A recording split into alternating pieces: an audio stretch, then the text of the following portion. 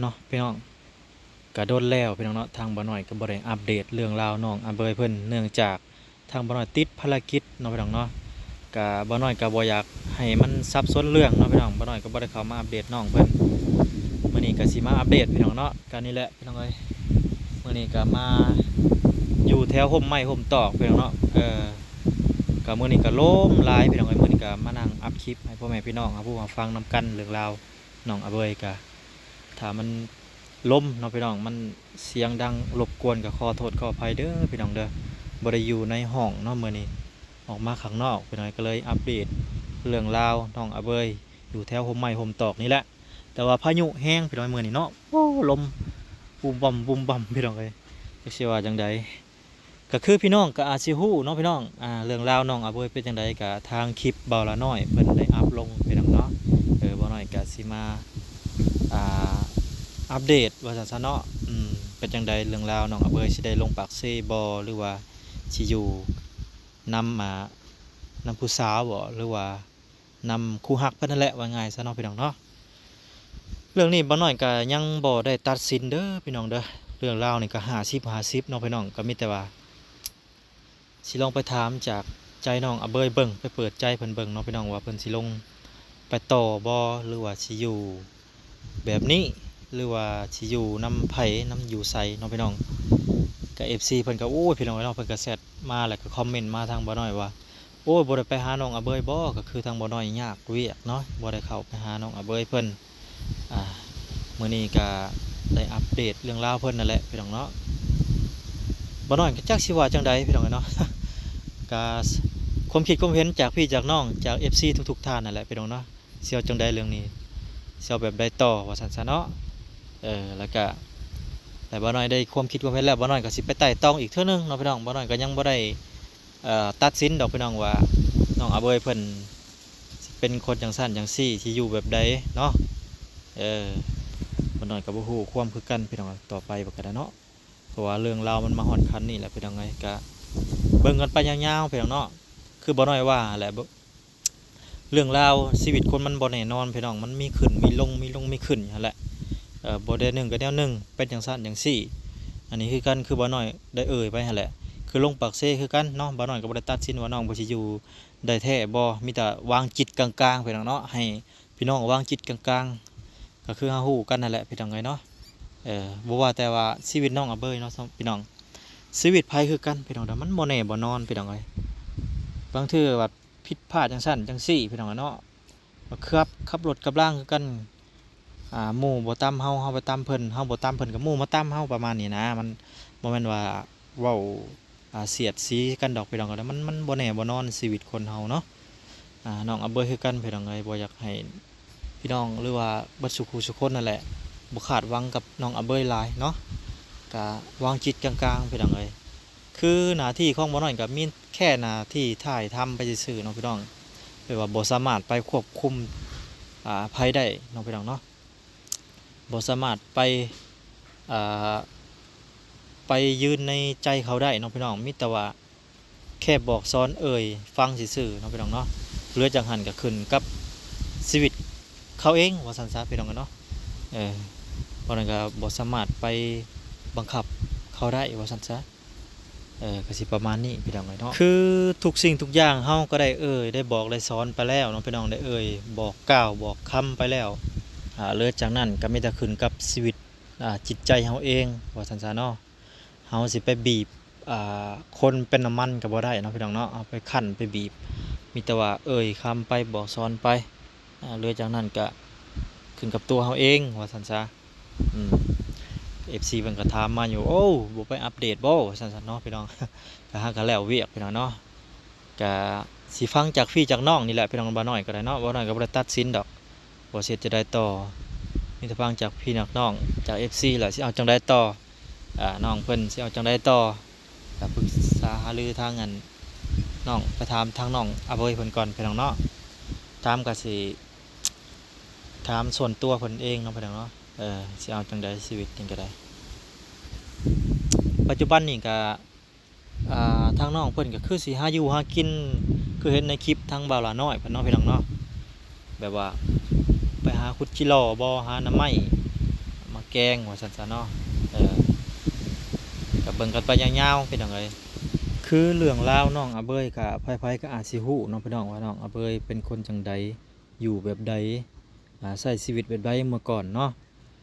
คือหลักๆน้องอาเบยบ่เคยใช้ชีวิตโลกภายนอกพี่น้องบ่ได้เคยสัมผัสโลกภายนอกเนาะคือแต่กี้แต่ก่อนพี่น้องอาจสิฮู้ว่าน้องเบยอยู่แบบใดคืออยู่ในต้นไม้ต้นตอกบ่มีคู่หมู่บ่มีพ่อบ่มีแม่ขาดความอบอุ่นขาดจังซั่นจังซี่แล้วก็เป็นติดนิสัยแบบซี่เลยบัดนี้บ่ฮู้โลกภายนอกเนาะและบัดนี้เรื่องราวก็คือน้องอาเบยอยากสัมผัสโลกภายนอกก็คือแบบซี่แหละอยากมีผู้สาวอยากมีเมียบ่น้อยคิดว่าได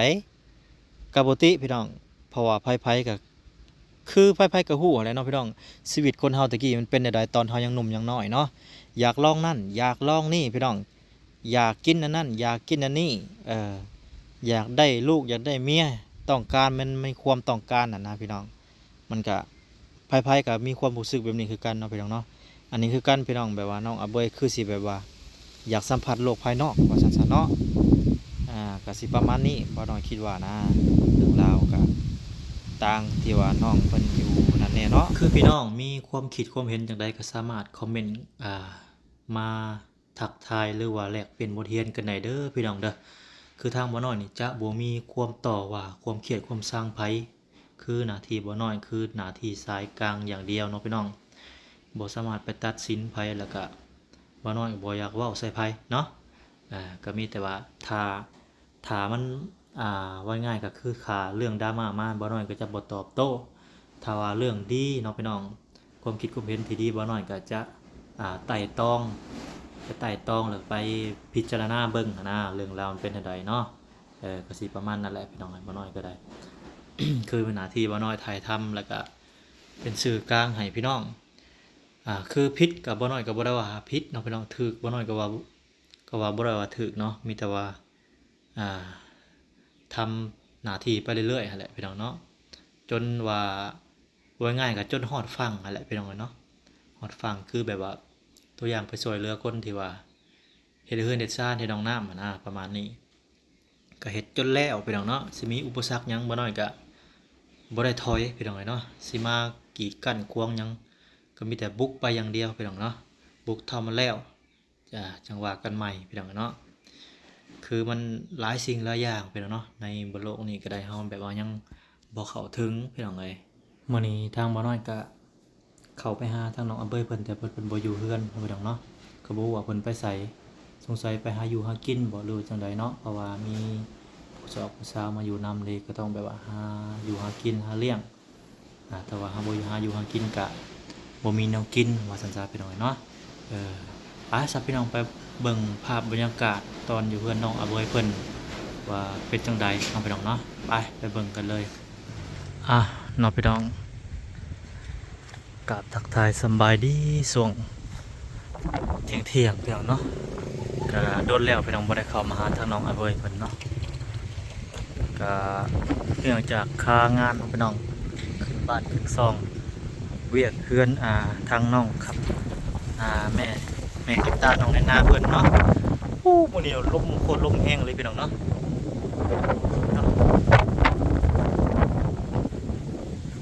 ว่าสิเข้ามาหาทางน้องอาเบยเพิ่นนั่นแหละพี่น้องเนาะพูดว่าลมกระดอกกระเดี่ยพี่น้องเนาะ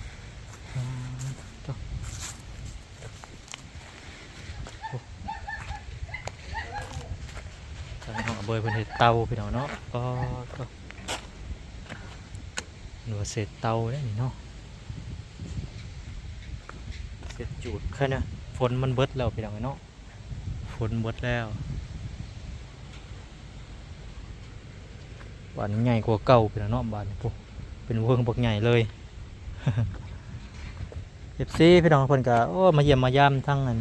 น้องอาเบยเพิ่นเด้อเนาะบ่น้อยก็สิเข้ามานี่แหละเนื่องจากภารกิจแล้วพี่น้องเนาะบ่น้อยบ่อยากเฮ็ดแบบมันซับซ้อนพี่น้องเนาะมาเรื่องราวน้องอาเบยแน่เรื่องราวแม่คำตาเพิ่นแน่เนาะบ่น้อยจะเฮ็ดหน้าที่ตอนนั้นมันแล้วก่อนเดี๋ยวบ่น้อยก็สิมาเฮ็ดหน้าที่ของบ่น้อยต่ออีกบัดนี้น้องอาเบยเพิ่นเนาะคือบ่น้อยจะรับภาระทีละอย่างพี่น้องถ้าบ่น้อยรับเบิดควบเบาเดียวบ่น้อยจะปวดหัวพี่น้องเนาะ มันจะลงหน้าลงหลังหน้าประมาณนี้พี่น้องเอ้ย บ่น้อยจะเฮ็ดมันแล้วสำเร็จเสร็จสิ้นทางนั้นก่อนบัดนี้ก็มาเฮ็ดทางน้องอเบยต่อบัดนี้เนาะมาเฮ็ดภารกิจน้องอเบยว่าสิเอาจังใดเรื่องราวเป็นจังไงเนาะก็คือพี่น้องได้ฮู้ได้เห็นแล้วเรื่องราวตอนนี้เป็นจังไดเนาะบ่น้อยก็บ่ได้มาก็หลายมื้อหลายวันเป็นอ่าเท่าไรอาทิตย์แล้วเนาะ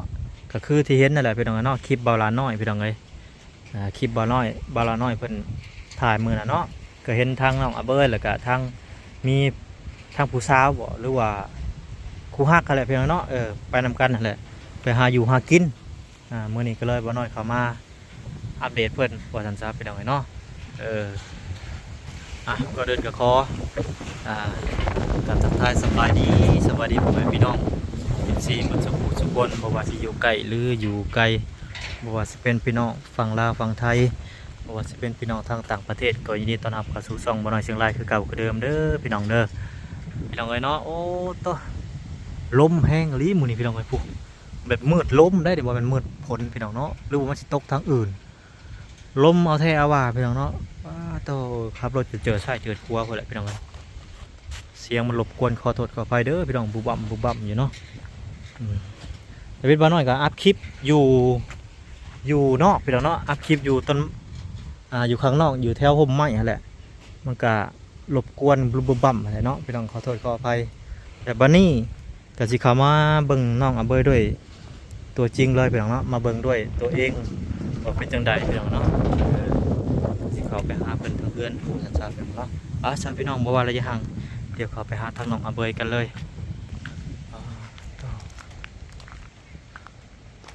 บ่เห็นพี่น้องเนาะ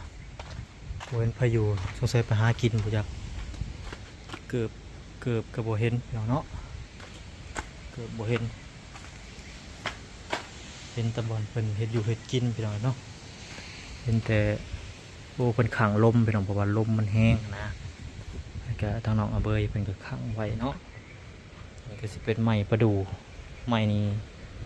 เห็ดอ้อยไฟก็ได้พี่น้องเนาะพี่น้องลบ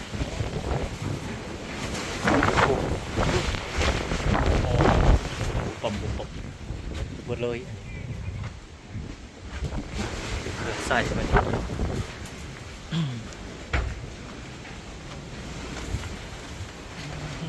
บนลมพี่น้องเลยลมก็เราก็ได้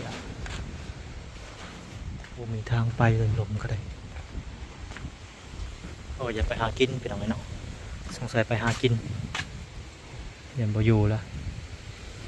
หากินแล้วพี่น้องเลยโอเคมีแต่อัปเดตต่อพี่น้องเนาะมื้อหน้ามื้อในพูดแหละถ้าเพิ่นมาอัปเดตให้พ่อแม่พี่น้องเอาผู้ฟังนำกันแต่ไปฟังเรื่องราวกันต่อพี่น้องกันบัดนี้เนาะเอาจังใดน้องพี่น้องก็มาส่วงถ่ายคลิปแล้วพี่น้องกันบัดนี้เนาะทางบ่น้อยก็สิสรุปเรื่องราวเนาะเรื่องราวก็คือ50มาแหละพี่น้องก็ฟังซ้ายฟังขวาก่อนบ่น้อยก็ได้เนาะยังบ่ได้ตัดสินอีก 100% ก็สิดำเนินภารกิจต่อบัดนี้พี่น้องเนาะดำเนินภารกิจน้องอเบยแล้วก็ซับเรื่องราวเล็กละน้อยนำว่าซั่นๆเนาะก็สิบ่น้อยก็สิไปพิจารณาเบิ่งใหม่อีกพี่น้องเนาะว่าสิเอาจังใดเรื่องนี้แล้วก็สิถ้าฟัง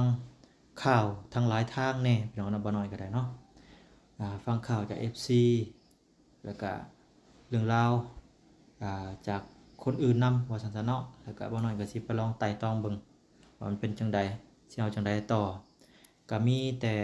รอกันมีแต่ว่าติดตามกันไปเรื่อยๆนั่นแหละพี่น้องเนาะบ่เพิ่งตัดสินพี่น้องเอ้ยเรื่องราวคนเฮาชีวิตเฮามันบ่แน่นอนคือบ่น้อยว่าแหละมันบ่แน่นอนในชีวิตเฮามันสามารถพันเปลี่ยนแปรเปลี่ยนไปได้เลย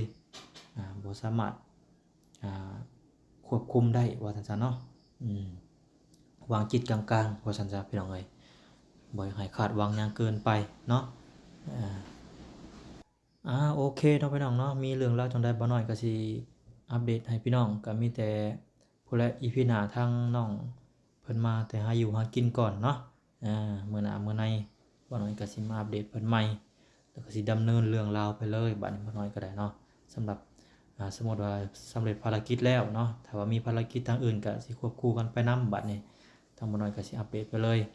บางทีก็